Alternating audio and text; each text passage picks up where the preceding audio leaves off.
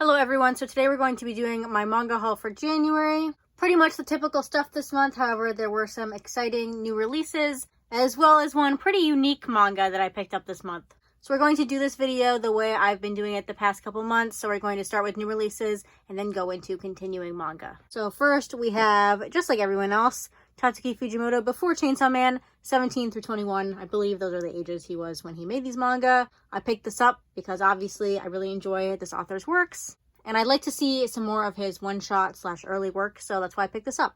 Next, also, like everyone else, I have Oshinoko. I still don't know anything about this. I'm planning on reading this in one of those try 5 volumes videos. So for now, I don't want to know what this is about. All I know is that it has to do with idols and a gynecologist, and that's it.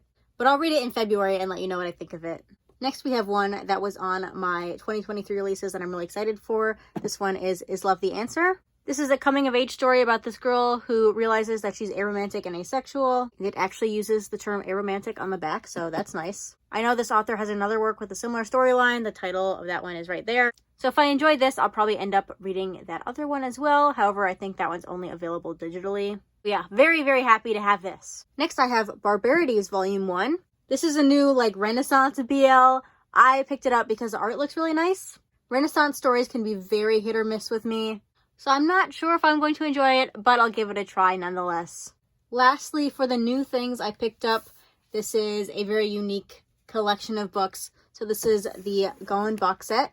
Technically, it's the Italian version, but there are no words in this manga, so it can be any language, I suppose. But this box set is really cute. It has a dinosaur tail, and the colors on these covers are very neon. This is a really nice release if you can get your hands on it. I found it on Abe Books for $55. That was including shipping. So yeah, very happy to have this. Obviously, these books are gorgeous, and I've heard great things about the actual story. So next are all my continuing series. It's a lot of them. January was pretty stacked with new releases. This time, I think I'm going to be doing it by publisher, so we'll start with the biggest one, which is Viz. First, I finally got my copy of One Piece Volume 101. This one was delayed. I'm going to assume it's because of all the Viz reprints that were happening in December. But I have my copy now, and I've already read this. Obviously, I read it weekly. My only problem with this is the way my One Piece shelf is set up. I do not have any more space for this volume, so I'm going to have to figure some things out. Not sure what I'm going to do yet, but we'll see. Next, I have Kaiju number 8, Volume 5, with this lovely pink cover. I'm not sure if you can tell on camera. Maybe you can. It's kind of shiny. Right here, where this color is, and here, it's kind of shiny. I need to catch back up with this series in the Shonen Jump app. I'm a couple of volumes behind, I think. I've read this volume, but I'm a couple of volumes behind from where it is at right now. I've already finished my TBR for January, though, so I might just go ahead and catch up with this in these last couple days of the month. Next, we have Mal Volume 9. I feel like these volumes come out super fast. I know it's once every 2 months, but it feels like a lot faster than that.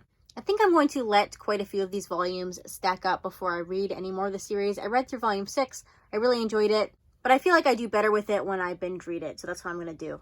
Next, we have How to Be a Relationship Volume 8, another series I feel like the volumes are coming out pretty quickly. This one I really want to read, I just haven't found a way to fit it into my TBR yet. But maybe next month I'll finally figure out how to do that. Next, we have My Love Mix-Up Volume 6. I've admitted it to myself. I'm just going to wait until all 9 volumes of this are out and then read it all at once. Unless I pull it from the TBR jar, then I will be forced to read the volumes that are out. But I really just want to read the entire series at once. I've heard enough good things about it that I will probably enjoy it. So for now, it's going to sit on my shelves unread, but I will get to it. Speaking of sitting on my shelves for a long time and not getting to it, we have Given Volume 7. I wonder how long this series is going to go for, because I feel like 7 volumes is already pretty long for a BL manga. But yeah, I've watched the anime for this, so I'm not really in a rush to read it. But I'll keep collecting these volumes. I'm pretty sure this is past where the anime and the movie went anyway. But I'm sure this new content will be interesting whenever I finally get to it. Next, we have Beastars Volume 22, the final volume. I read the entirety of this series this month. I'm not going to talk about it here because I'm waiting until my wrap-up at the end of the month to talk about it. But I will say my prediction was accurate. I did really enjoy this manga, and I have lots of thoughts to share at the end of the month. Next, we have Record of Ragnarok Volume 5. I have no problem letting these volumes stack up. This really feels like a great manga to just binge read. I enjoyed the first volume, and that is enough for me to just sit on these volumes and wait.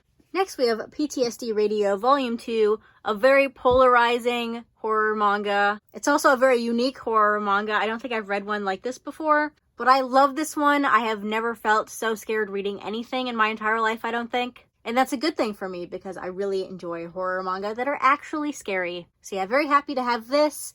I know there's one more volume that will encompass the last 2 volumes that have been released. It's on indefinite hiatus. I don't know if it's ever going to come back. The way it's written, it's not entirely a problem that it's incomplete, but if it comes back, I'll be very happy to read it. If it doesn't, that's okay too. I won't complain. Next, we have Something's Wrong With Us, volume 12. Finally, my local Barnes & Noble got this volume in, and I picked it up, and I still haven't read it yet. Right now, as I'm filming this, I'm completing In This Corner of the World. As soon as I finish that volume, I'm going to go ahead and pick this one up because I just want to see what happens next. I forgot to mention that we've moved into the Kodansha volumes. Apparently, I'm not very practiced at this. But next we have Welcome Back, Alice, Volume 4. Actually, while we talk about that, I will also mention Blood on the Tracks, Volume 12. I read this volume. I have not yet read this volume, but I'm planning on doing it before the end of the month. Both of these series are very interesting. Typical Shuzo Oshimi, discovering yourself in very disturbing ways.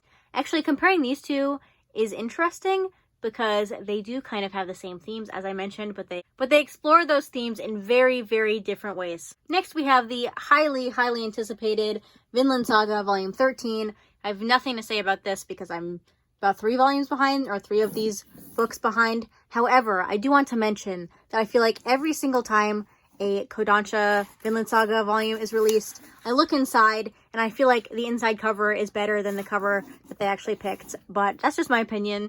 It's happened many, many times. At one point, there's a couple volumes in the middle that I was so upset about the volume cover they chose that I went and bought the Japanese volumes so I could have the nicer cover in my collection. But yeah, I know there's going to be a fancy deluxe edition of this manga. I probably won't pick it up unless it's like super cool, but these hardcovers are nice enough for me. I like the way they look on the shelves. Either way, I'm very happy to have this volume in my collection.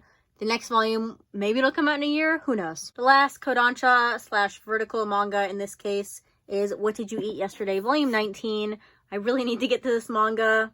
I don't know why I don't just pick up the first couple volumes. I don't think it's a series that I'm going to read all at once because it is pretty episodic from my understanding. And also, I really loved Oku by the same author, so I should just read this. I just haven't gotten to it. Next, I have I Want to Be a Wall, volume 2. Very excited for this volume. Again, I haven't read it yet, but I plan on doing so before the end of the month. This is one of my favorite new releases by Yen Press, so I'm very happy to have it. Next, we have Baccano, volume 21.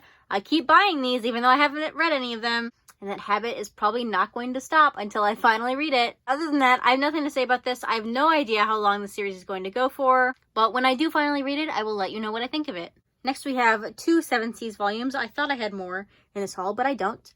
And I'm very happy that these are not the terrible stiff paper, but I have The Country Without Humans, volume 1 and volume 3. This cover is very pretty. I've heard great things about this manga, and now I have the 3 volumes that are out, so I should get to it soon, hopefully. I have 1 Tokyo Pop volume, and that is Our Not So Lonely Planet Travel Guide, volume 3. I really need to get to this one soon as well. I say that about everything I buy, but I've heard great things about this one as well, obviously, or I wouldn't be collecting it. There's only 3 volumes out, though, so I don't need to be too rushed to get to this one. One last volume in this haul. It is Mob Psycho 100, volume 10. I think this will be 16 volumes in total. I think Dark Horse has finally figured out how to have a proper printing schedule for this manga, because I feel like it's been releasing forever. Anyway, this cover is pretty cool. I like the green and gray and black we have going on. And yeah, I'm happy to have it in my collection. So those are all the manga I bought in January. Let me know what your favorite one of this month was, or what you picked up in the month. But yeah, that will be everything in this video. Thanks for watching, and I'll see you next time. Bye!